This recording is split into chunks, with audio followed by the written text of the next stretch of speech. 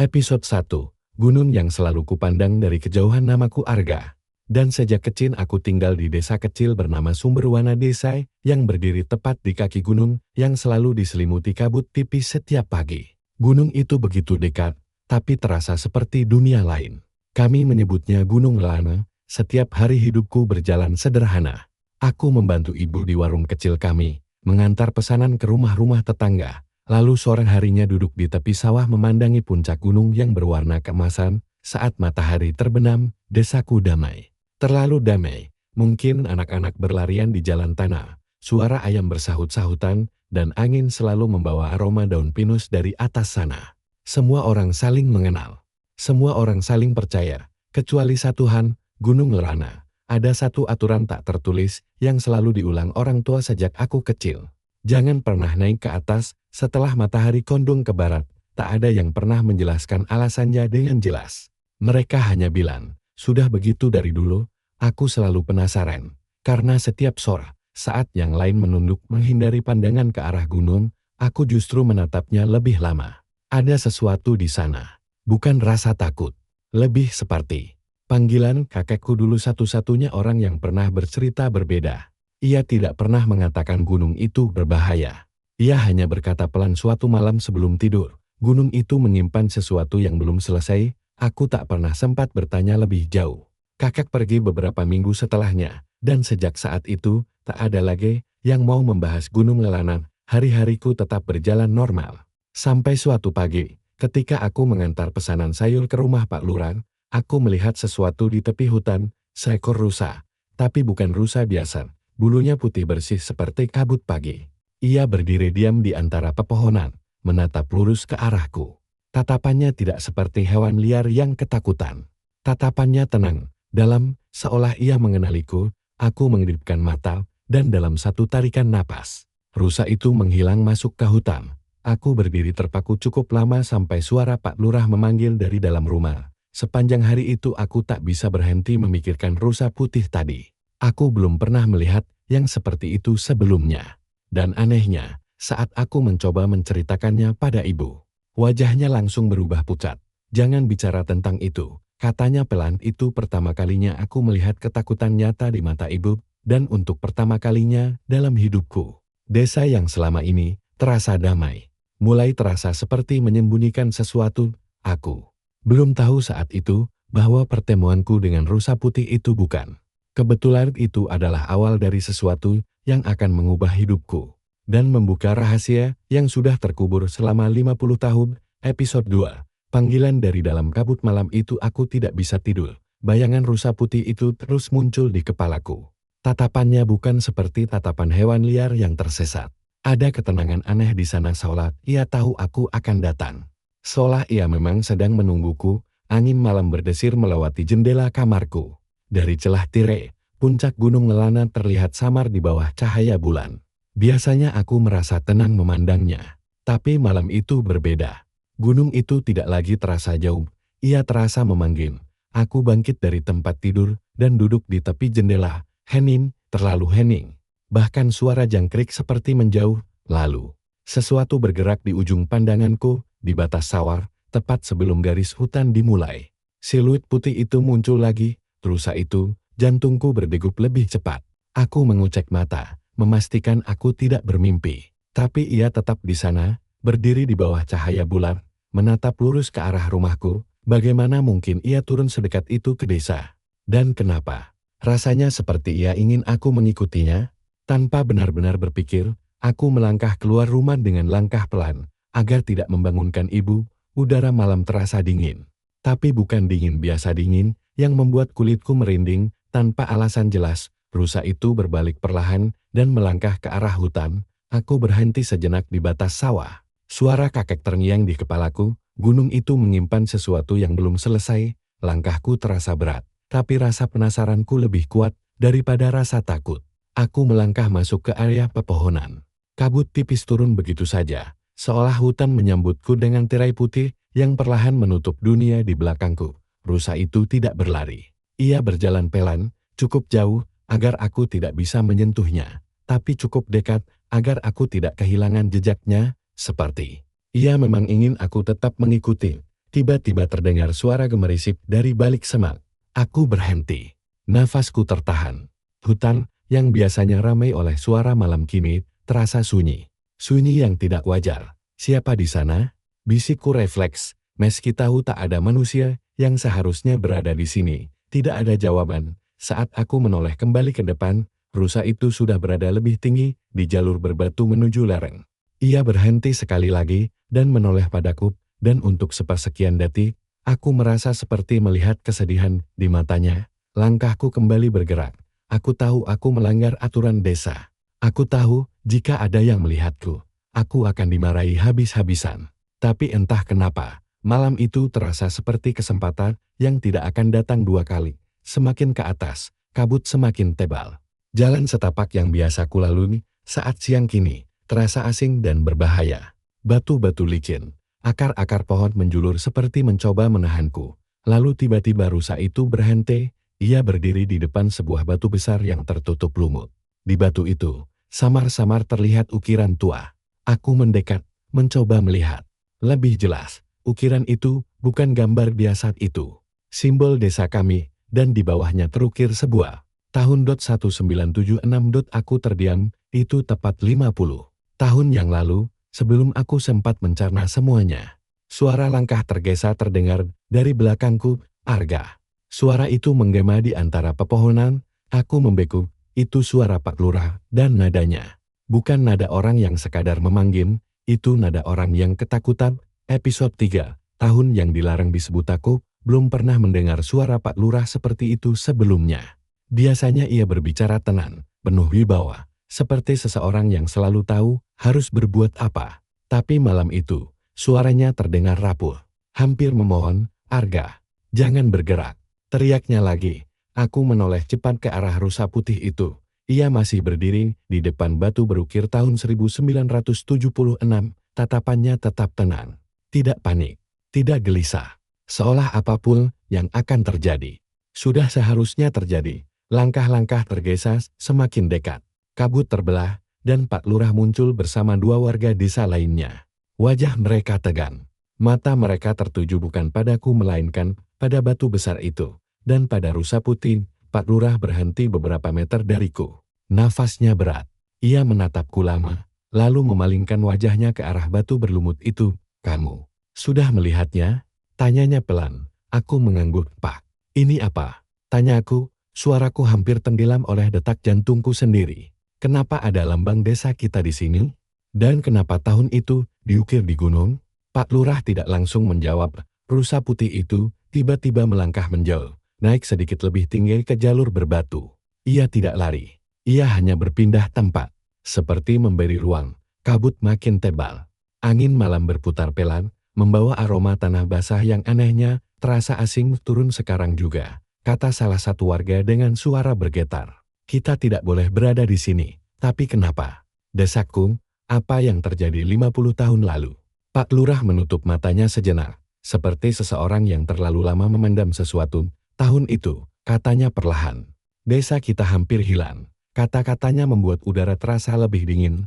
Apa maksudnya hampir hilang? Ia menatap batu itu lagi.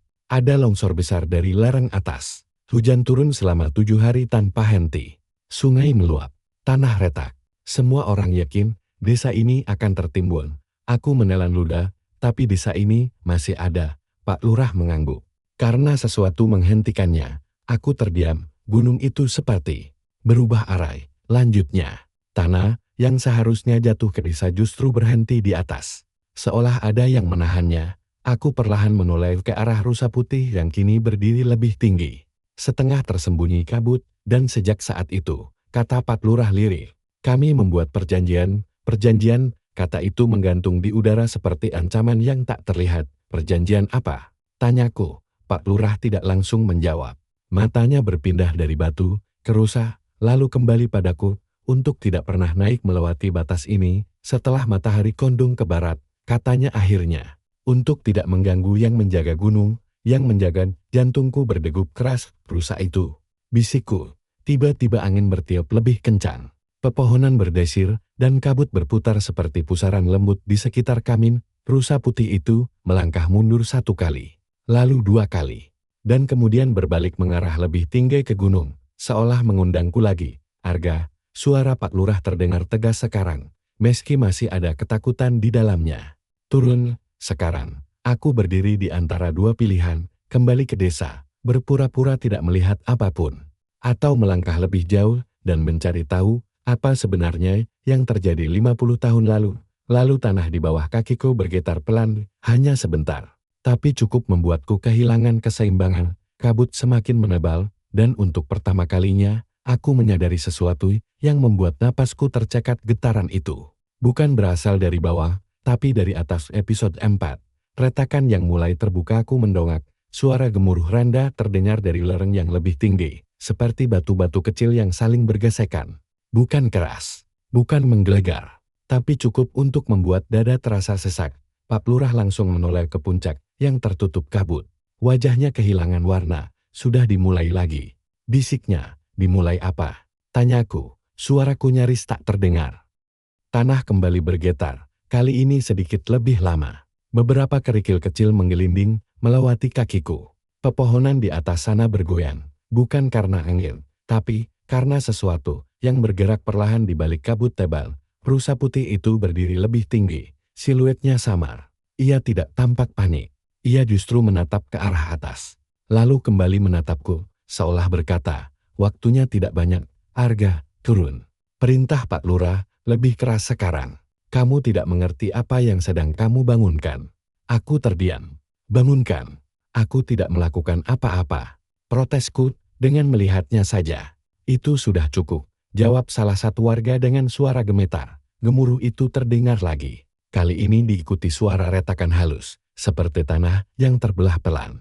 Aku merasakan hawa dingin menyusup ke tulang. 50 tahun lalu, desa ini hampir hilang karena longsor besar. Dan sekarang, getaran itu datang dari atas. Apakah ini yang mereka takutkan selama ini? Tiba-tiba dari sela kabut, terlihat garis tipis di tanah lereng. Retakan memanjang, seperti luka di permukaan bumi.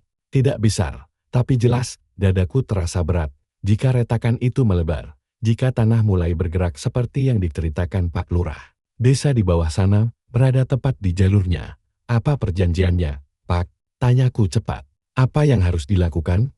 Pak Lurah menatap rusa putih itu dengan tatapan campur aduk antara hormat dan ketakutan. Setiap 50 tahun, katanya perlahan, penjaga gunung akan muncul. Ia memastikan keseimbangan tetap terjaga. Tapi jika manusia melanggar batas, gunung akan mengingatkan, mengirim getaran, membuka retakan. Aku menelan ludah. Jadi aku penyebabnya? Pak Lurah tidak menjawab langsung.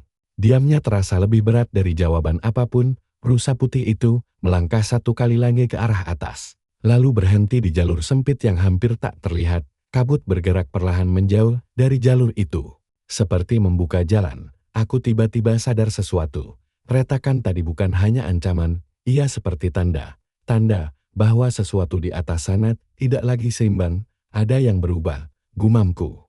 Ini bukan hanya karena aku melihatnya. Pak Lurah mengerutkan kening. Apa maksudmu? Aku menunjuk ke arah retakan yang memanjang aneh, tidak lurus menuju desa, melainkan menyamping seperti ada sesuatu yang menahannya dari arah tertentu. Kalau gunung benar-benar ingin menjatuhkan tanahnya ke desa, kataku pelan. Arahnya bukan seperti itu. Semua terdiam, gemuruh kecil kembali terdengar, tapi kali ini terasa seperti tertahan. Rusa putih itu menoleh sekali lagi ke arahku, dan untuk pertama kalinya, aku tidak lagi melihat kesedihan di matanya. Aku melihat harapan. Di saat itulah, aku menyadari satu hal yang membuat jantungku berdegup keras. Rusa itu bukan memperingatkan kami, ia sedang mencoba menunjukkan sesuatu, dan jika aku tidak mengikutinya sekarang, mungkin retakan itu tidak akan berhenti di garis tipis saja. Episode 5, jalur yang tidak pernah diceritakan. Pikiran itu membuat dadaku terasa sesang. Aku menatap Pak Lurah. Kalau kita hanya turun dan menunggu, bagaimana kalau retakan itu terus melebar? Ia terdiam. Untuk pertama kalinya sejak aku mengenalnya, ia tampak seperti seseorang yang tidak punya jawaban. Gemuruh pelan kembali terdengar dari atas, diikuti suara tanah yang bergeser halus. Kabut berputar, membentuk lorong samar di antara pepohonan. Tepat ke arah rusa putih itu berdiri. Aku harus naik, kataku pelan, tapi tegas. Jangan. Salah satu warga langsung menahanku. Itu melanggar perjanjian, perjanjiannya dibuat 50 tahun lalu, jawabku cepat. Mungkin saat itu yang dibutuhkan adalah menjauh. Tapi sekarang, mungkin yang dibutuhkan adalah mendekat. Pak Lurah menatapku lama. Matanya bergetar oleh konflik batin. Kalau kau salah, katanya lirih. Desa bisa dalam bahaya. Kalau aku tidak mencoba, jawabku. Desa tetap dalam bahaya. Hening menyelimuti kamin rusa putih itu, melangkah pelan ke jalur sempit yang hampir tak terlihat. Jalur itu bukan jalur biasa yang digunakan pendaki. Ia tersembunyi di balik akar-akar besar dan semak belukar. Seperti jalan lama yang sengaja dilupakan, aku melangkah maju, langkah. Pertamaku terasa seperti melewati garis tak kasat mata yang selama ini memisahkan rasa penasaran dan keberanian, kabut. Langsung terasa lebih dingin. Udara lebih berat, setiap langkah ke atas membuat suara desa di bawah sana semakin jauh. Tidak ada lagi kokok ayam. Tidak ada lagi suara angin sawah. Hanya desiran pelan daun-daun dan gemuruh samar dari dalam gunung. Rusa itu terus berjalan. Tidak pernah terlalu jauh, tidak pernah terlalu dekat, seolah memastikan aku tidak tersesat. Beberapa menit kemudian, jalur itu membawaku ke sebuah area terbuka kecil yang tersembunyi di balik tebing batu. Di sana, berdiri sesuatu yang membuatku berhenti mendadak, sebuah bangunan kayu tua. Atapnya hampir runtuh, dindingnya ditumbuhi lumut. Tapi bentuknya masih jelas sebuah pondok kecil. Aku mendekat perlahan di depan pondok itu. Tertangkap papan kayu laput dengan ukiran yang hampir hilang dimakan waktu. Dengan susah payah, aku menyibakkan lumut yang menutupinya, dan di bawahnya terukir kalimat yang membuat tenggorokanku terasa kering. Pos penjaga lereng tahun 1976, aku membekuk pos penjaga, berarti 50 tahun lalu. Bukan hanya perjanjian yang dibuat, ada orang-orang yang benar-benar berjaga di sini. Kenapa desa tidak pernah menceritakan ini? Gemuruh dari atas terdengar lagi, kali ini sedikit lebih kuat. Debu halus jatuh dari sela tebing di samping pondok. Rusa putih itu berdiri di depan pintu pondok. Menatapku seolah berkata, masuklah. Tanganku gemetar saat menyentuh gagang pintu kayu yang dingin. Pintu itu berderit pelan, ketika kubuka, di dalamnya gelap, tapi di sudut ruangai, di atas meja kayu yang hampir laput, ada sesuatu yang masih utuh, sebuah buku tebal, sampulnya coklat tua. Terikat tali yang mulai rapuh, aku melangkah masuk, mengabaikan rasa takut yang merayap di dada saat aku menyentuh buku itu. Gemuruh di luar berhenti sejenak, sunyi, yang tidak alami. Aku membuka halaman pertama, tulisan tangan yang rapi, menyambutku dan nama yang tertulis di sana. Membuat napasku tercekat, catatan penjaga ditulis oleh Raka Pradipta, itu nama kakekku, episode 6, catatan yang tidak pernah dibacakan. Tanganku gemetar memegang buku tua itu. Raka Pradipta, selama ini aku hanya mengenalnya sebagai kakek yang suka duduk di beranda sambil memandang gunung dengan tatapan jauh. Ia jarang bercerita tentang masa mudanya. Ia lebih sering diam, dan sekarang namanya tertulis di tempat yang tidak pernah diceritakan siapapun. Aku menelan ludah dan mulai membaca. Jika suatu hari catatan ini ditemukan, berarti keseimbangan gunung kembali terganggu. Jantungku berdegup keras. Gunung Lelana bukan sekadar tanah dan batu. Ia hidup dalam cara yang tidak dipahami manusia. Setiap beberapa puluh tahun, lerengnya melemah. Jika dibiarkan, tanah akan bergerak menuju desa. Gemuruh pelan terdengar lagi di luar pondok. Seperti membenarkan tulisan itu, aku melanjutkan membaca dengan napas tertahan. Kami menemukan bahwa ada satu titik di puncak lereng yang harus dijaga. Jika titik itu rusak, tidak ada lagi yang menahan pergeseran tanah. Aku membalik halaman berikutnya. Ada sketsa sederhana gunung dengan tanda lingkaran di bagian atas. Di sampingnya tertulis, batu penahan. Tiba-tiba aku teringat retakan yang kulihat tadi. Arah retakan itu menyamping. Seperti sesuatu sedang berusaha menahan tekanan dari atas, berarti batu itu mungkin mulai melemah. Langkah kaki terdengar di luar pondok. Aku menoleh cepat. Pak Lurah berdiri di ambang pintu. Wajahnya tegang. Kamu menemukannya, katanya pelan. Kakekku penjaga lereng? Tanya tuh, hampir tak percaya. Pak Lurah menunduk. Ayahku juga salah satu yang berjaga waktu itu. Hanya sedikit yang tahu. Kami sepakat menyebutnya perjanjian, agar orang tidak naik dan mengganggu titik itu. Kenapa disembunyikan? Suaraku bergetar. Kenapa tidak bilang saja kalau ada batu penahan yang harus dijaga? Karena 50 tahun lalu, Jawabnya Liria. Ada yang mencoba memindahkannya, aku membeku. Memindahkan? Pak Lurah mengangguk pelan. Ada rencana membuka jalur tambang kecil di lereng atas. Batu besar itu dianggap penghalang. Saat mereka mencoba menggesernya, lereng mulai bergerak, napas terasa berat lalu. Raka Pradipta menghentikannya. Ia meyakinkan semua orang bahwa batu itu bukan penghalang, tapi penahan. Setelah itu, kami menutup akses dan membuat aturan agar tak ada yang mendekat. Aku kembali melihat buku itu di halaman terakhir yang sudah menguning. Tertulis, jika suatu hari rusa putih muncul kembali, itu berarti penjaga lama tak lagi cukup. Akan ada seseorang yang harus memilih antara ketakutan dan kebenaran rusa putih. Aku menoleh keluar, ia berdiri di antara kabut. Lebih dekat dari sebelumnya, seolah menunggu. Gemuruh terdengar lagi, kali ini lebih panjang. Debu halus berjatuhan dari atap pondok. Tanah terasa sedikit miring, Pak Lurah memegang bahuku. Kalau batu penahan itu retak, kita harus memperkuatnya. Tapi jalur ke sana berbahaya. Sudah lama tak ada yang melewatinya, aku menutup buku itu perlahan. Di mana titiknya? Tanyaku. Pak Lurah menatapku dengan ragu. Kamu tidak harus kalau kakekku dulu memilih naik, potangku pelan. Aku tidak bisa memilih turun, Henning menyelimuti. Pondok, rusa putih itu berbalik dan melangkah ke arah jalur yang lebih tinggi lagi. Jalur yang lebih curam dan hampir tertutup kabut sepenuhnya. Saat aku melangkah keluar pondok, satu hal terasa semakin jelas di dalam dadaku. Jika batu penahan itu benar-benar melemah, maka waktu kami tidak sebanyak yang kami kira. Episode 7. Titik yang hampir runtuh gemuruh kali ini tidak lagi sama. Tanah di bawah kakiku bergetar lebih jelas, membuatku harus berpegangan pada dinding pondok agar tidak kehilangan keseimbangan. Pak Lurah memandang ke arah atas lereng dengan wajah yang sulit dibaca. Kalau batu penahan itu benar-benar retak, tekanan tanah akan terus bertambah. Kita tidak bisa menahannya dari bawah, berarti kita harus sampai ke sana. Kataku mantap. Ia ragu beberapa detik, lalu akhirnya mengangguk. Aku ikut. Rusa putih itu sudah bergerak lebih dulu, menyusuri jalur sempit yang menanjak tajam. Kabut semakin tebal, membuat jarak pandang hanya beberapa langkah saja. Setiap pijakan terasa licin. Akar-akar pohon seperti mencoba menahanku. Semakin tinggi kami naik, semakin sering gemuruh terdengar. Tidak keras, tapi berulang.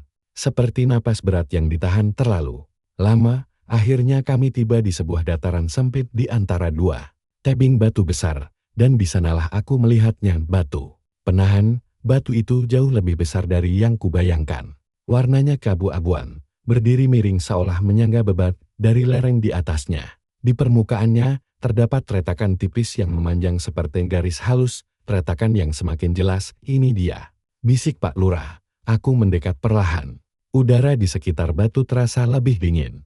Tanah di bawahnya tidak rata, seperti ada tekanan yang terus mendorong dari atas. Rusa putih berdiri tepat di samping batu itu. Kali ini ia tidak bergerak. Tatapannya tertuju pada retakan tersebut. Aku menyentuh permukaan batu dengan ujung jari. Hangat. Aneh. Batu di malam hari seharusnya dingin. Gemuruh terdengar lagi lebih dalam. Retakan itu tampak sedikit melebar. Hanya sedikit, tapi cukup membuat napasku tercekat. Kita tidak punya alat, kata Pak Lurah pelan. Dulu kakekmu dan yang lain memperkuatnya dengan kayu penahan dan batu tambahan dari sisi samping. Tapi itu butuh banyak orang. Aku menoleh ke bawah. Desa terlihat kecil dari sini. Lampu-lampu rumah berkelip pelan, tak sadar akan apa yang terjadi di atas mereka. Kalau kita turun untuk memanggil warga, mungkin sudah terlambat, kataku. Pak Lurah mengangguk berat. Aku memandang sekeliling. Di sisi kanan batu penahan, terdapat celah sempit di antara batu besar dan tebing. Dari sana, tanah tampak sedikit tergerus. Tekanannya datang dari sisi itu. Gumamku, gemuruh lebih keras terdengar. Kali ini, beberapa kerikil kecil jatuh dari atas dan menggelinding melewati kami. Retakan itu bertambah satu garis tipis lagi. Pak Lurah mundur satu langkah. Arga, kalau batu itu bergeser, kita tidak akan sempat lari jauh. Aku tahu itu. Semua usaha kami sejauh ini mengikuti rusa, menemukan pondok. Membaca catatan semuanya terasa kecil di hadapan batu raksasa ini. Aku memejamkan mata sejenak, mencoba mengingat setiap kata yang ditulis kakekku. Jika titik itu rusak, tidak ada lagi yang menahan pergeseran tanah. Tapi ia tidak menulis bahwa batu itu tidak bisa dibantu. Aku membuka mata. Kita tidak perlu memindahkannya, kataku perlahan. Kita hanya perlu mengurangi tekanannya. Pak Lurah menatapku. Bingung, apa maksudmu? Aku menunjuk celah sempit di sisi batu. Kalau kita bisa mengalihkan sebagian tanah yang menekan dari sisi itu, tekanannya bisa berkurang. Dengan apa? Kita tidak punya apa-apa. Aku terdiam. Gemuruh kembali terdengar kali ini, cukup kuat membuat tanah bergetar panjang. Retakan itu sedikit melebar lagi, semua cara terasa tidak cukup. Semua pilihan terasa mustahil. Rusa putih itu melangkah mendekat ke celah sempit tadi. Ia mengendus tanah di sana, lalu mengais perlahan dengan kakinya. Tanah kecil bergeser, bukan banyak, tapi cukup untuk membuatku menyadari sesuatu di balik lapisan tanah itu. Ada jalur air kecil yang tersumbat, air yang terperangkap, bisa menambah tekanan. Aku berlutut cepat dan mulai menggali dengan tangan kosong. Tanahnya lembab dan padat, Pak Lurah ikut membantu. Kami menggali dan menggali. Sementara gemuruh terus terdengar di atas kami. Tiba-tiba, aliran air kecil memancar keluar dari celah itu.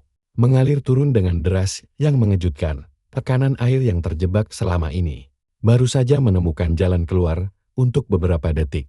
Gemuruh itu hentidot sunidot aku dan Pak Lurah saling berpandangan.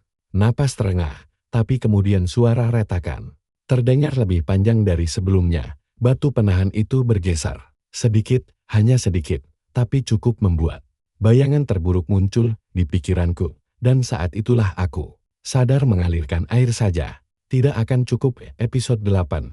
Pilihan yang tidak bisa ditunda. Batu penahan itu masih bergeser perlahan, hampir tak terlihat, tapi cukup untuk membuat jantungku serasa jatuh. Retakan di permukaannya kini bercabang dua, seperti garis yang mencari jalan keluar.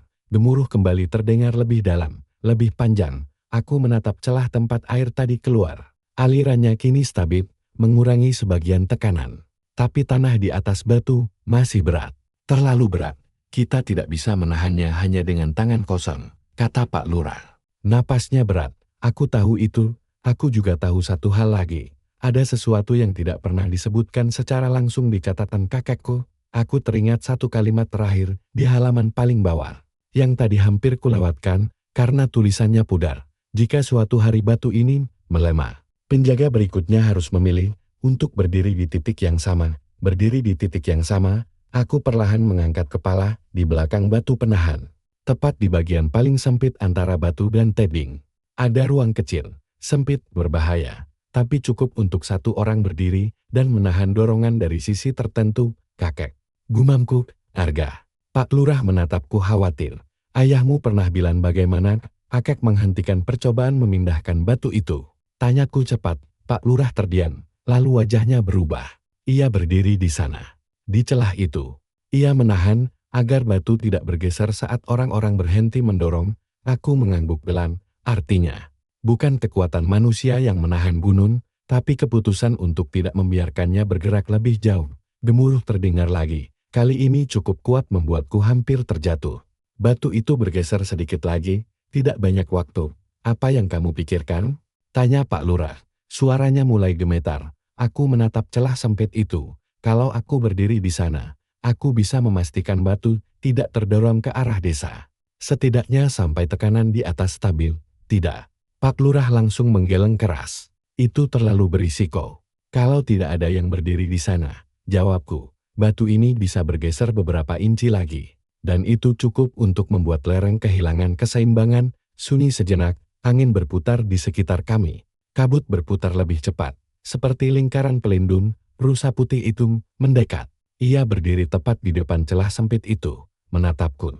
Tidak ada rasa takut di matanya, hanya keyakinan. Aku menarik napas panjang. Aku tidak akan mendorong, kataku pelan. Aku hanya akan memastikan ia tidak bergerak ke arah yang salah. Pak Lurah memegang lenganku erat.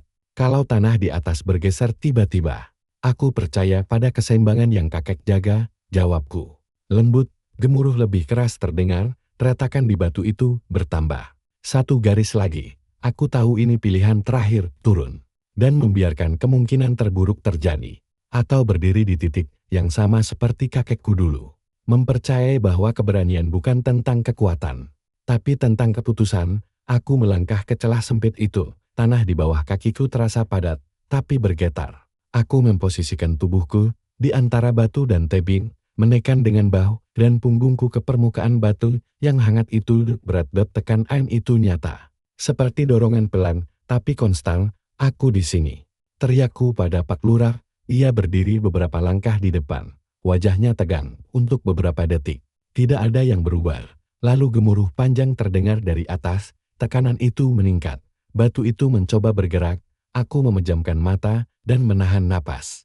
Seluruh tubuhku menegang. Dan di saat itu, untuk pertama kalinya dalam hidupku, aku benar-benar mengerti apa arti kata penjaga, bukan orang yang melawan gunung, tapi orang yang memilih berdiri. Agar yang lain tetap aman, episode 9, ketika gunung memilih diantekana, pada bahuku semakin berat, batu penahan itu mendorong perlahan, seperti napas besar yang mencoba dilepaskan. Tanah di atasnya bergeser halus, suara gemuruhnya terasa dekat di telingaku. Aku tidak tahu berapa lama aku bisa bertahan. Arga. Suara Pak Lurah terdengar tegang. Kalau terasa tidak stabil, keluar sekarang. Aku tidak menjawab, bukan karena tidak mau, tapi karena aku tidak bisa membuang sedikit pun tenaga untuk berbicara. Aku menekan lebih kuat, memastikan batu itu tidak bergeser ke arah desa. Kakiku menapak kuat pada tanah sempit di bawah. Tanganku menahan sisi tebing. Gemuruh kembali terdengar, lalu sesuatu yang berbeda terjadi. Air yang tadi kami alirkan mulai mengalir lebih deras di sisi batu. Suaranya seperti sungai kecil yang menemukan jalannya kembali.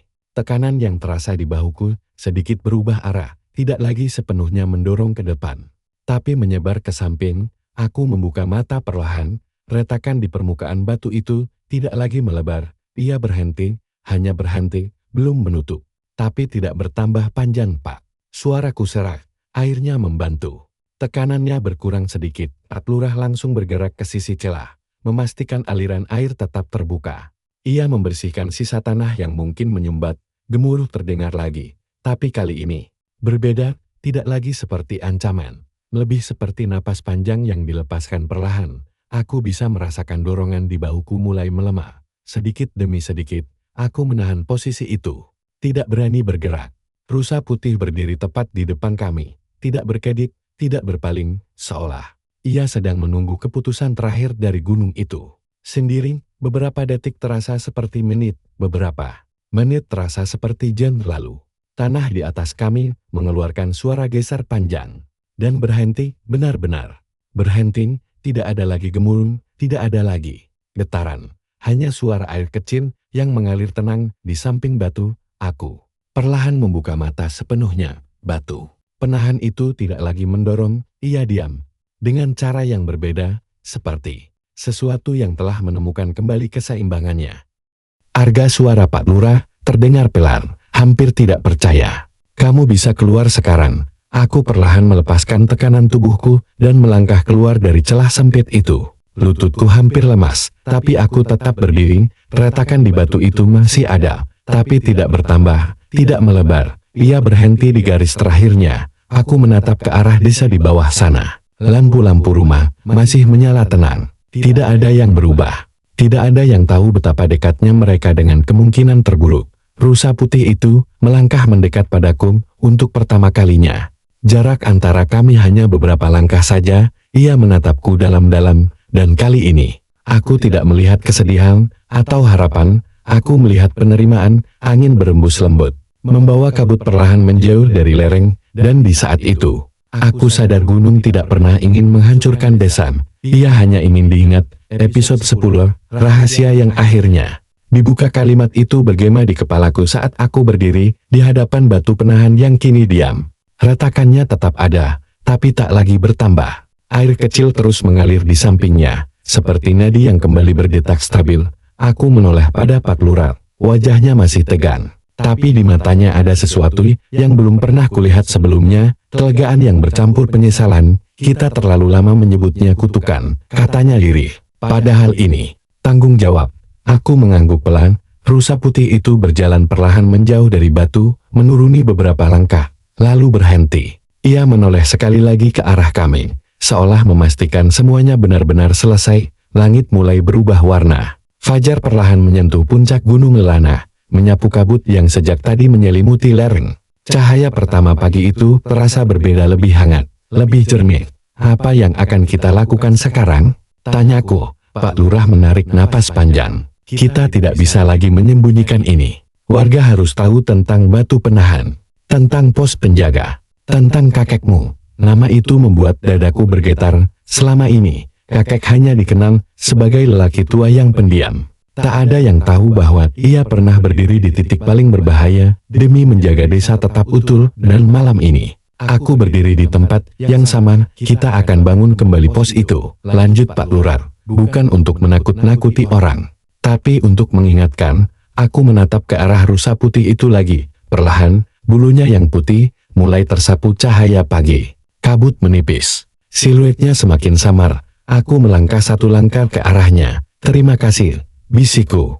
Meski tak tahu apakah ia mengerti, rusa itu menundukkan kepalanya sedikit. Lalu, di bawah cahaya matahari pertama, ia melangkah masuk ke balik pepohonan dan menghilang. Tidak tergesa, tidak dramatis, seperti makhluk yang memang hanya muncul ketika dibutuhkan. Aku berdiri cukup lama, memastikan ia benar-benar tak terlihat lagi. Apakah ia akan kembali? Tanyaku pelan. Pak Lurah tersenyum tipis. Jika kita lupa lagi, mungkin kami turun dari lereng saat matahari sudah naik sepenuhnya. Desa menyambut pagi seperti biasa. Anak-anak berlarian, ibu-ibu menyapu halaman.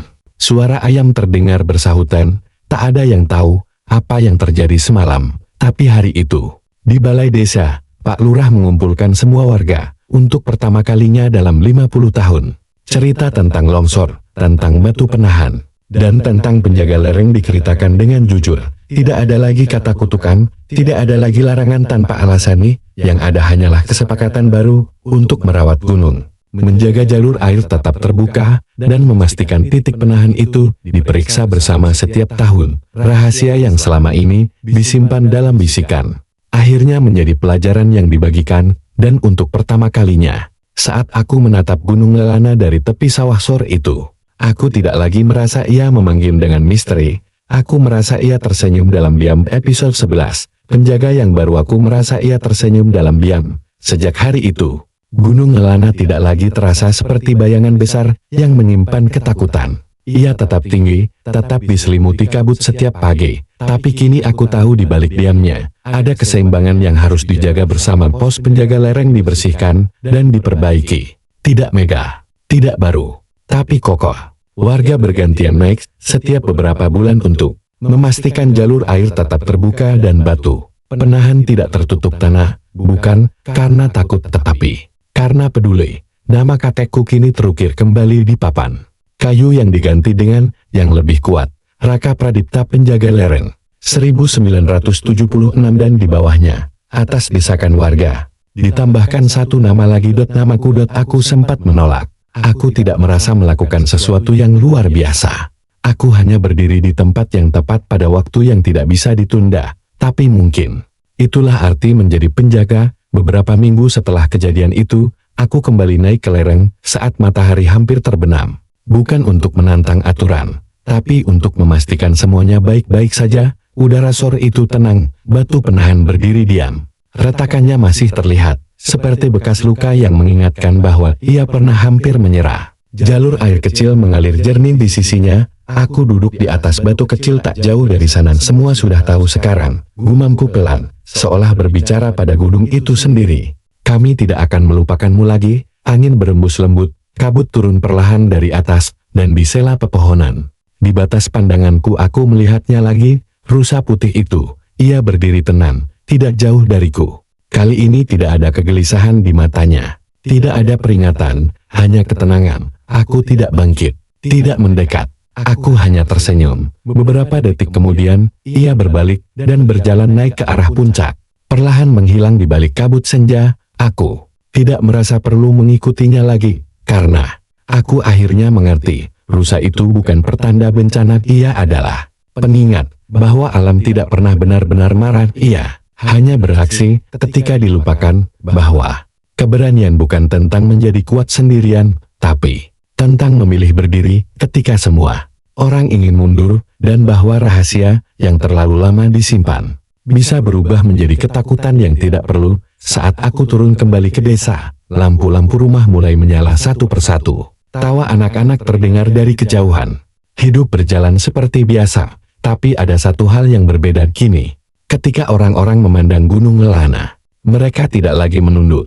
Mereka menatapnya dengan hormat, dan setiap kali kabut turun perlahan dari puncaknya. Aku tahu, selama kami mengingat, selama kami menjaga, gunung itu akan tetap tersenyum dalam diam.